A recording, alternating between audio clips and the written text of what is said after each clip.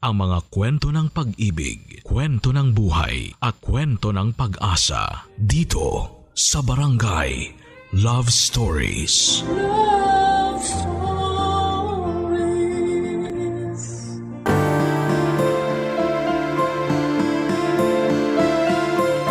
Ang tunay na pagkakaibigan ay higit pa sa simpleng tawanan at kwentuhan. Ang tunay na pagkakaibigan ay yung tipong kahit tahimik ka, ramdam mo ay may kasama ka. Ikaw kabarangay, sino ang taong itinuturing mong tunay na kaibigan? Dear Papa Dudut, magandang araw po sa inyo at sa lahat ng taga-subaybay ninyo. Ako nga pala si David, matagal mo na akong fan sa Barangay LS at ngayon ko lamang po naisip na ibahagi sa inyo ang kwento ng buhay ko. Sana po ay mapili ninyo ang sulat ko at mabigyan ako ng pagkakataon na maibahagi ang espesyal na tao na naging bahagi ng buhay ko. Ang kwento ko po ay tungkol sa akin at sa matalik kong kaibigan na si Kay. Simula pa nung elementary at high school ay halos araw-araw na kaming magkasama at solid talaga ang samahan namin. Nang nag-college kami ni Kay ay pareho kaming nagdesisyon na kumuha ng iisang kurso at masaya akong sabihing sabay din kaming nakapagtapos. At hindi lang yun. Pareho rin kaming napunta sa isang kumpanya pagkatapos ng college.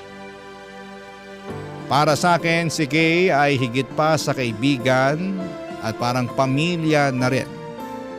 Lagi kaming magkasama sa saya at pati na rin sa mga panahong malungkot at mahirap. Palagi siyang nandyan para makinig, umalalay at pasayahin ako sa mga araw na kailangan ko siya.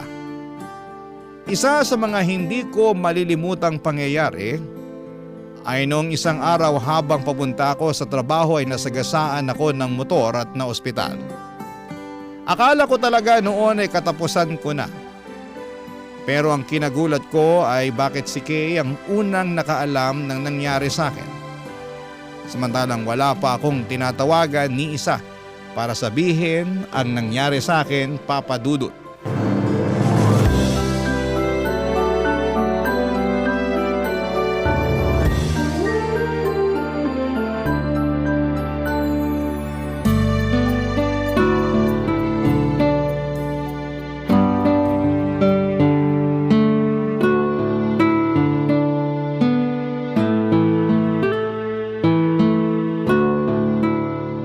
Alam mo ikaw, mukhang ulyaning ka na. Anong ibig mo sabihin? Nakalimutan mo na ba? Ako kaya yung nilagay mong emergency contact doon sa ID mo. Ay, oo nga. Anyway, kailangan malaman ng papa at mama mo yung nangyari sa'yo. Sandali ako na nga bahala, tatawagan ko na lang. Kay, wag! Oh, bakit? Please, nakikiusap ako sa'yo. Please lang oh. Wag mo nang tawagan si na mama at papa. Bakit naman? Ayoko na sila mag-alala pa eh. Alam mo naman yung mga yun. Sigurado ako magpapanik yung mga yun kapag nalaman nila kung ano yung nangyari sa akin. Kaloka naman David oh. Kapag nakauwi ka na sa inyo, sigurado akong magsasaklay ka at malalaman din ng mga magulang mo yung nangyari sa'yo. Kaya habang maaga pa, mas mainam na sabihin natin sa kanila yung nangyari. Oo nga, pero ayokong makita nila ako dito sa ospital. Kaya parang awa mo na. Ha? Bigyan mo na sa akin to. Ako na magpapaliwanag sa kanila kapag nakalabas na ako dito. Oh, siya. Sige na nga. Kung ano yung makakapagbigay sa'yo ng peace of mind, sige na, doon na ako. Salamat ah. Tsaka thank you din kasi pinuntahan mo ako dito. Sus, kau talaga, para ka namang others. Maliit na bagay lang naman eh. Siyempre, pupuntahan kita dito kasi alam ko naman na kung mangyayari sa akin yung nangyari sa'yo, hindi ka rin naman magdadalawang isip na puntahan ako, di ba? Siyempre naman. Solid nga tayo, di ba? Teka nga muna, paano ba kasi nangyari sa'yo to? Bakit ka naman nabundol ng motor? Paano ba naman kasi? Nanlalabo na tong mga mata ko. Kaya, ayun, di ko na nakita yung motor. Loko!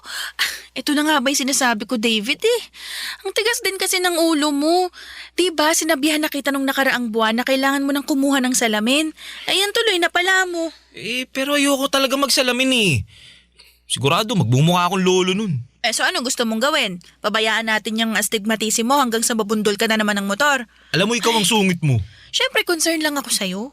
Thank you sa concern ha, pero tama na. Tuwing naiinis ka, naalala ko lang sa'yo si mama eh. Ganun. Aray! Galit Yung ka, braso ha? ko! Dahan-dahan naman! Ay, sorry. Masakit? Ang lakas nun ha. Di sorry. Ikaw naman kasi, nakakainis ka eh. Alam mo, kapag ako nakalabas dito, gagantihan kita. Talaga ba? Paano to? Binilan pa naman kita ng paborito mong leche flan at maha blanca. Pero, wag na nga lang. Bibigay ko na lang to sa mga street children dyan sa labas. Mauna na ako sa'yo. Bye! Ito naman di na mabiro. Lapag mo na lang dyan sa mesa. Kakainin ko yan mamaya. Pagkain lang pala katapat mo eh. Kilala mo nga talaga ako. Ano? Nga pala, Kay. Thank you sa pagbisita sa akin dito ha. Pero sige na, mauna ka na. Baka mamaya malate ka pa sa trabaho mo. Hindi. Dito lang ako. Sasamahan kita hanggang sa gumaling ka. Ha? Ano ibig mo sabihin? Nagpaalam na ako kay boss na magli-leave ako ng 1 linggo para mabantayan at maasikaso kita. Ba't mo naman ginawa yun? Di mo naman kailangan gawin yun eh. Alam mo, huwag ka nang choosy. Ako magiging yaya mo for 1 week straight at wala ka nang magagawa doon. Kaya relax ka lang dyan, ako na bahala sa'yo, okay? Pinanindigan talaga ni Kay na babantayan niya ako buong linggo kahit na hindi naman talaga kailangan. Sa mga panahong yon ay sobrang na-appreciate ko na may tao tulad ni Kay sa buhay ko. Pero syempre nagalit din ang mga magulang ko nang malaman nilang hindi ko agad sinabi ang tungkol sa aksidente, pero tinulungan ako ni Kay at naipaliwanag niya sa mga magulang ko na ayoko lang namang mag-alala sila. At dahil sa tulong ni Kay ay hindi na nagtampo sa akin ang mga magulang ko. At sa katunayan, sa halip ay mas lalo lamang lalo kong naramdaman ang pagmamahal sa akin ni na mama at papa. At aaminin ko din po sa inyo, Papa Dudut, na habang tumatagal ay mas lalong nahuhulog ang loob ko kay Kay. Hindi ko maintindihan kung bakit ngayon ko lang naramdaman ang mga ito sa tagal na naming magkaibigan. Pero siguro'y ganon talaga ang pag-ibig. Hindi mo malalaman kung kailan ka tatamaan. Bigla na lamang itong darating at tatamaan ito ang puso mo nang hindi mo inaasahan. Hanggang sa isang araw habang magkausap kami ni Kay sa telepono, isang bagay ang bigla na lamang sumambulat sa akin, Papa Dudut.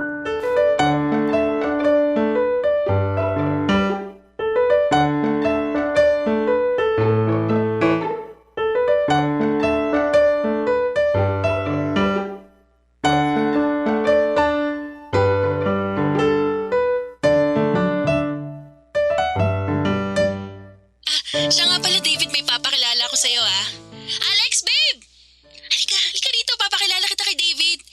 Yung sinasabi ko sa'yo yung best friend ko. Mamaya na! Saglit lang. Ano? May boyfriend ka na? Oo, alam kong biglaan pero wala marupok tong friend mo eh. Actually, naging kami ni Alex nung nakaraang buwan pa. Ha? Ba't di mo naman agad sinabi sa akin? Sorry na. Pero ngayon lang talaga ako nagkaroon ng lakas ng loob na sabihin yung tungkol sa amin ni Alex. May feeling kasi ako na magtatampo ka sa akin kapag nalaman mo yung tungkol sa amin eh.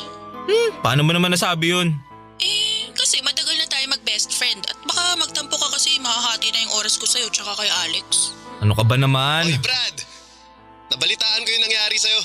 Kumusta ka na? Eto, ayos lang. Salamat. Pero 1 week ka din binantayan ng jowa ko, di ba? Siguro magaling ka na naman ngayon, di ba? Kailangan mo pa ba ng yaya? Mahikilala ako.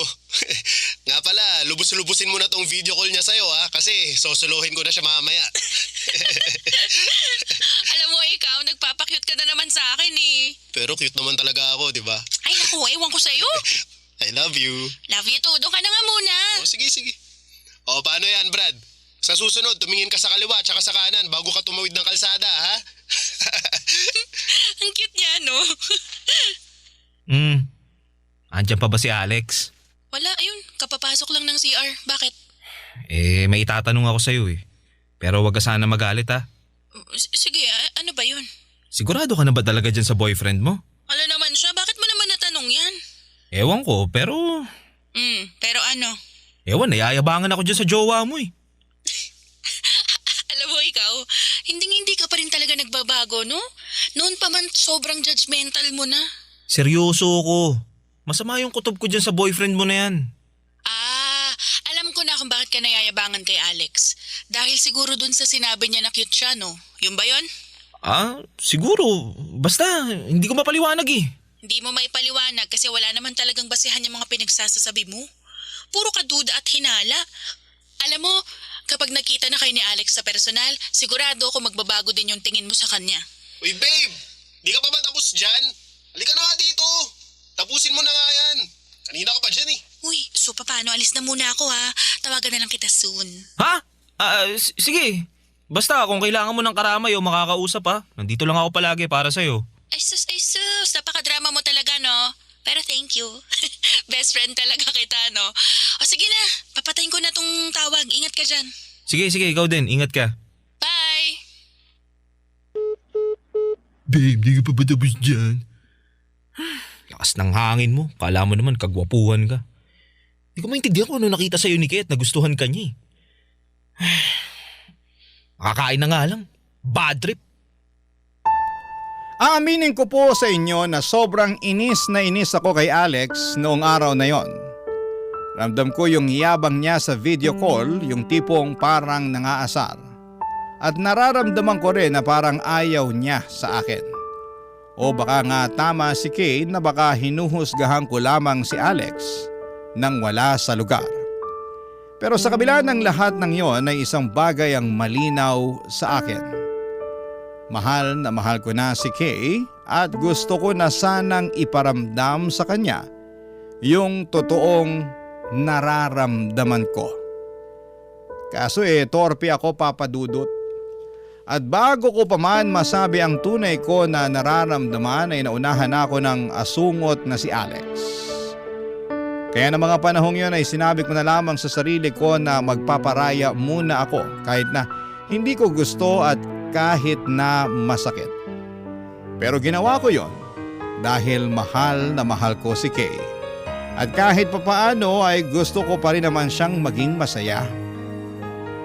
Kahit nasa piling siya ng ibang tao. Barangay Love Stories. Barangay Love Stories. Papadudot noon ay maayos pang naging samahan namin ni Kay. Palagi pa kaming nag-uusap sa trabaho at nagkwekwentuhan sa telepono tungkol sa mga pangarap at plano namin sa buhay. Kahit na asar na ako sa jowa ni Kay na si Alex, ay natutunan ko na rin at tanggapin na siya na talaga ang mahal ni Kay. Pero habang tumatagal ay napapansin ko na parang iniiwasan na ako ni Kay.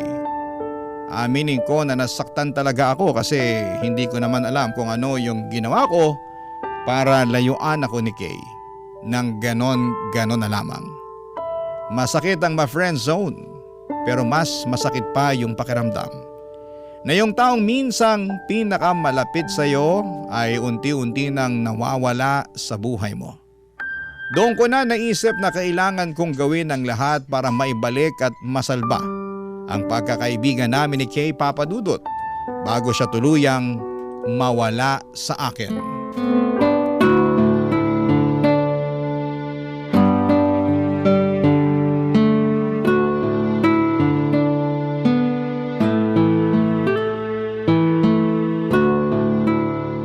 Kay?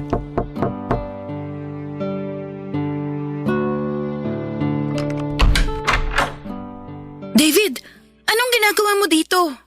Ha? Bakit? Bawal na ba akong bumisita ngayon?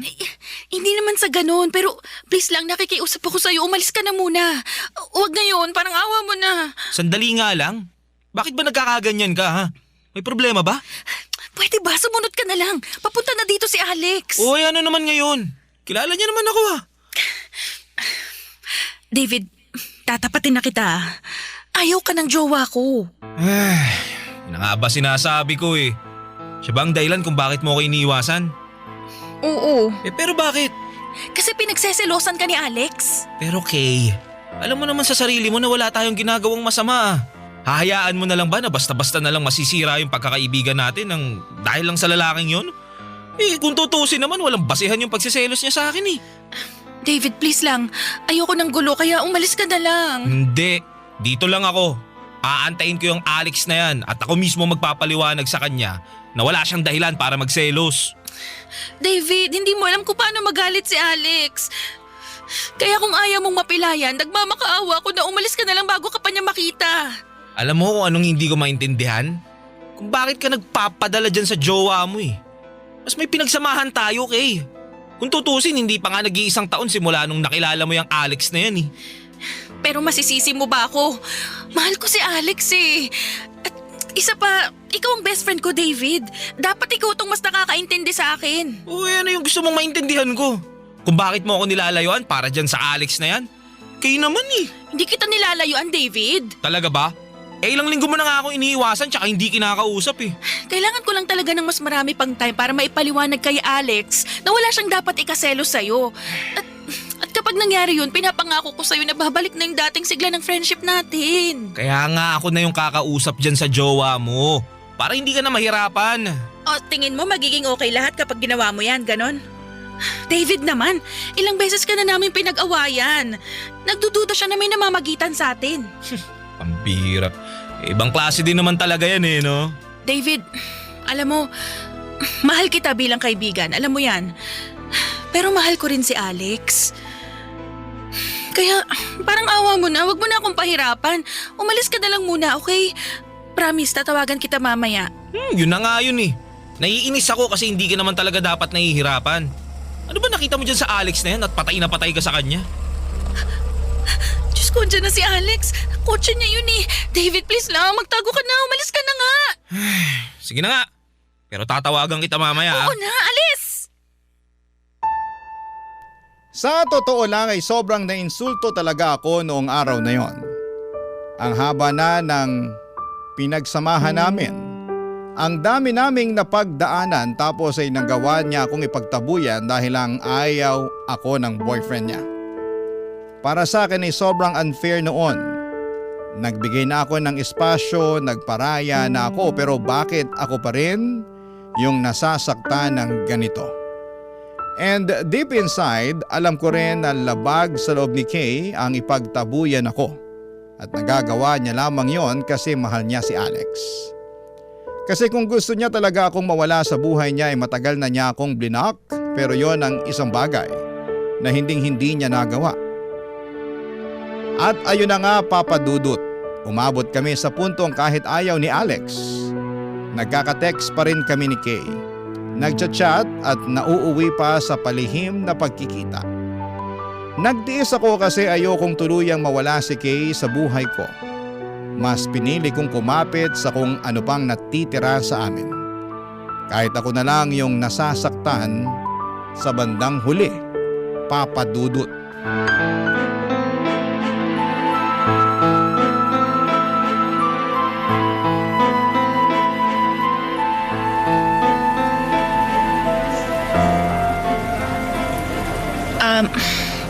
David, sana wag kang magalit ha, pero blinak na muna kita sa social media. Ano? Bakit mo naman ginawa yun? Hiningi na kasi ni Alex yung password ko sa mga account ko eh. Binigay mo naman. I mean, okay na yun para at least matigil na rin siya sa pagdududa niya sa'yo. Pero huwag ka mag-alala kasi ni minsan hindi ko naman binigay sa kanya yung passcode ng cellphone ko. At tulad ng nakasanayan natin, mag-text ka na lang para hindi niya tayo mahuli. Ano yan? Humihinga-hinga ka pa? Ayos ka lang? Ano ba? May magagawa pa ba ako? Di lang kita best friend eh. Malamang di ako magtitiis sa ganitong klaseng setup. Sorry na. Uy, huwag ka na magtampo sa akin. Alam mo naman na kahit iniiwasan na kita nun, hindi rin naman kita matitiis, diba? Ikaw lang kaya yung nag-iisa kong best friend. Alam mo, mabait ka naman eh. Maganda, matalino. Hindi ka deserve nung Alex na yun. Mas deserve mo yung lalaking hindi insecure tsaka possessive. David naman eh. Diba napag-usapan na natin to? Mahal ko si Alex at hindi magbabago yun. Kaya please, huwag ka na kumontra. Di naman talaga ako kontra kung di lang kita mahal. Ano? Sabi mo? Wala! Kay, maglalakas loob na ako na sabihin sa'yo to. Kasi kapag hindi ko sinabi sa'yo to ngayon, hindi ko alam kung magkakaroon pa ako ng pagkakataon para sabihin sa'yo yung tunay kong nararamdaman. Ha? Anong ibig mong sabihin? Kay, mahal na mahal kita. At gusto kong patunayan at ipadama sa'yo yun. David naman, bakit ngayon mo lang sinabi sa akin to? Kasi nung una hindi pa ako sigurado eh. At ayoko naman na masira yung pagkakaibigan natin dahil lang dito sa nararamdaman ko. Pero ngayon na nakikita kong nagtitiis ka sa maling lalaki, mas lalo akong nagiging sigurado sa nararamdaman ko para sa'yo. David, nagpapasalamat ako kasi simulat sa Paul, andyan ka palagi para suportahan ako at iparamdam sa akin na hindi ako nag-iisa. Pero alam mo naman 'di ba na parang kapatid na lang yung tingin ko sa'yo? Aaminin ko nung umpisa, nahirapan akong tanggapin na hanggang best friend lang talagang tingin mo sa akin. Pero habang tumatagal, mas nare-realize ko na mas hindi ko kakayanin kung mawawala ka sa buhay ko. Pero kung may chance naman na maging tayo, why not, di ba? David, please lang ha. Huwag mo nang dagdagan tong iniisip ko. Kay, sinabi ko na to sa'yo noon at sasabihin ko ulit sa'yo ngayon. Hindi ka dapat nahihirapan ng ganito. Hindi deserve ni Alex ang isang babaeng katulad mo. Kung tutusin, kayang-kaya ko tiisin yung pang-friendzone mo sa akin eh. Pero alam mo kung ano yung hindi ko kayang tiisin?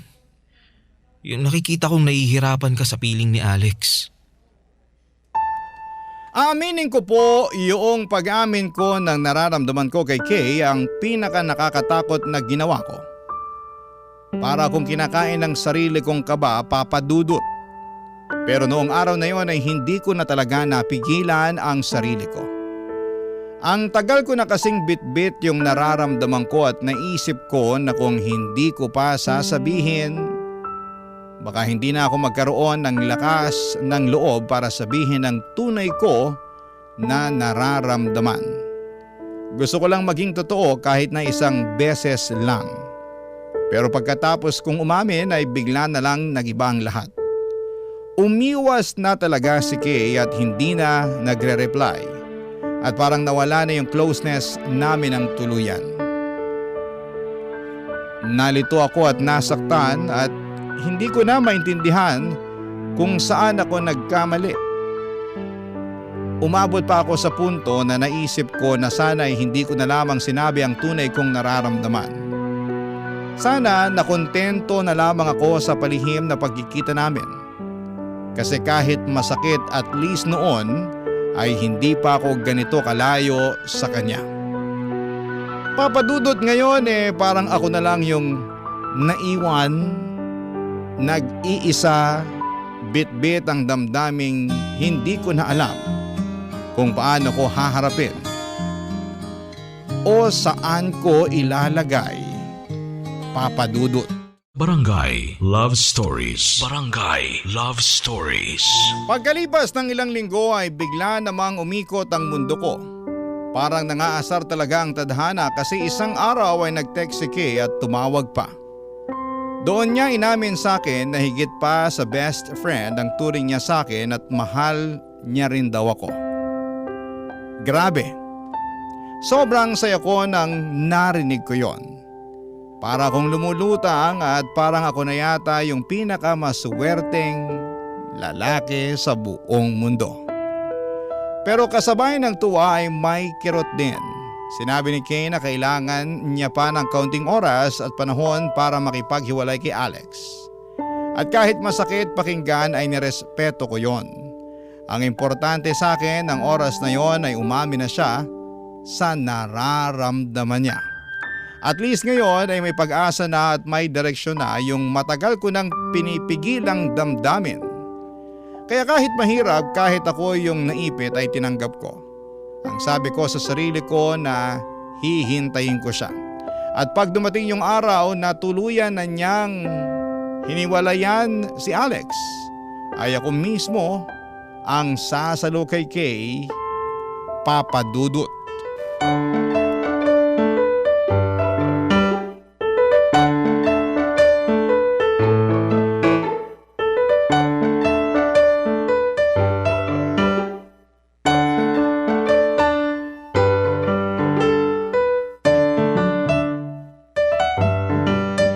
Kay!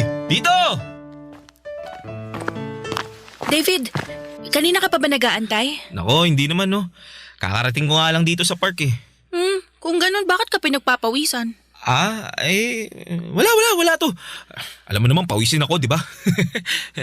Nga pala, alam ba ni Alex na nandito ka ngayon? Siyempre hindi. Ano bang klaseng tanong yan? Sinabi ko sa kanya na mag-overtime ako sa trabaho ngayon, kaya wag ka na mag-alala dyan, okay? Sige, sabi mo eh. Gusto mo na bang kumain? Sagot kita. Mamaya na lang, di pa naman ako nagugutom eh. Pero magsabi ka lang kung nagugutom ka na ha. Sige po. Nga pala, Kay, totoo ba yung sinabi mo sa akin na mahal mo na rin ako? Oo, David. Kung ganun, kailan mo ihiwalayan si Alex? Pwede bang wag muna tayo magpadalos-dalos? Sige. Handa naman ako maghintay eh. Mga hayop kayo! Alex! Sabi ko na nga ba nakikipagkita ka pa rin sa lalaking to eh. Brad, huwag mo sigawan si Kay. Kumalma ka. Ha? Wala kaming ginagawang masama. Hoy, hindi kita kinakausap ah. Manahimik ka, kung hindi sasapakin kita. Sige, subukan mo lang. Hinahamon mo ako? Oo! Uy, tumigil na nga kayo! Awat na! Tama yung sinasabi ni David, Alex. Simulat sa pool pa lang wala na kaming ginagawang masama. Kung tutuusin, ikaw lang naman tong malisyoso mag-isip eh. Napakadumi kasi niyang utak mo. Masisisi mo ba ako? Kung hindi pa kita sinundan, hindi ko malalaman na niloloko mo na pala ako. Para sabihin ko sa'yo, ha? Kung hindi ka lang sana obsessive at possessive, hindi hahantong sa ganito ang lahat ng to. So kasalanan ko pa kung bakit ka nagloko? Pwede ba? Ilang beses ko bang sasabihin sa'yo na minsan hindi kita niloko? Nagawa ko lang naman lahat ng to dahil ayoko masaktan yung feelings mo kahit sakal na ako sa'yo. Nasasakal ka. Kung ganun, maghiwalay na lang tayo para matapos na to. Oo talaga, mas mabuti pa nga. Sige, hiwalayan mo na ako dito ngayon din. Pero eto tatandaan mo ha, hindi na ako bumabalik sa mga ex ko. Ewan ko sa'yo. Bahala ka na sa buhay mo. Hoy! Hoy, saan ka pupunta? Hindi ba tayo tapos ha? Kay, huwag mo na siyang pigilan. Napakakitid ng utak. Ako na nga ito nag-a-adjust sa kanya, ako pa tong masama. Kaya mo na si Alex. Ito na yung matagal nating hinihintay oh. Hindi mo na siya kailangang pagtiisan. Nandito na ako. Di mo kasi ako naiintindihan, David. Hindi pa ako handa na sabihin sa kanya yung totoo eh. Pero nangyari na. Tadhana na mismo nagsasabi na dapat tayo ang magkatuluyan. Madali lang para sa'yong sabihin yan kasi hindi naman ikaw yung naiipit. Ako! Teka nga lang. Ba't parang hindi ka natutuwa na tuluyan ka ng hiniwalayan ni Alex? May hindi ka ba sinasabi sa akin? David, I'm sorry pero saka na lang tayo mag-usap. Kailangan kong ayusin to. Pupuntahan ko muna si Alex. Gulong-gulo talaga ako ng araw na yon, Papa Dudut. Dahil napakagulo din ni Kay. Ramdam ko na hindi niya pa sigurado kung ano ang talagang gusto niya para sa kanyang sarili. Tila tadhana mismo ang gumagawa ng paraan para kami ni Kay ang magkatuluyan, pero hindi ko maintindihan kung bakit parang hindi natuwa si Kay sa mga nangyari. Hindi ko po lubos maintindihan kung bakit kailangan pa niyang habulin si Alex noong umalis ito. Dumoble yung sakit sa puso ko noon at lalo lang nagulo ang isipan ko sa dami ng tanong at alalahanin. Alam ko na si Kay lang ang makasasagot ng lahat ng mga katanungan ko at sa wakas ay mukhang makukuha ko na rin ang sagot ko sa mga katanungan ko. Pagkatapos ng 2 araw ay nag-text siya at sinabi na makikipagkita siya sa coffee shop na pinuntahan namin noon. At syempre, agad akong pumayag. Sabik na malinawan sa lahat ng mga nangyari noong gabing sinugod kami ni Alex. at para rin sa pagkakataong marinig mismo ang nararamdaman niya.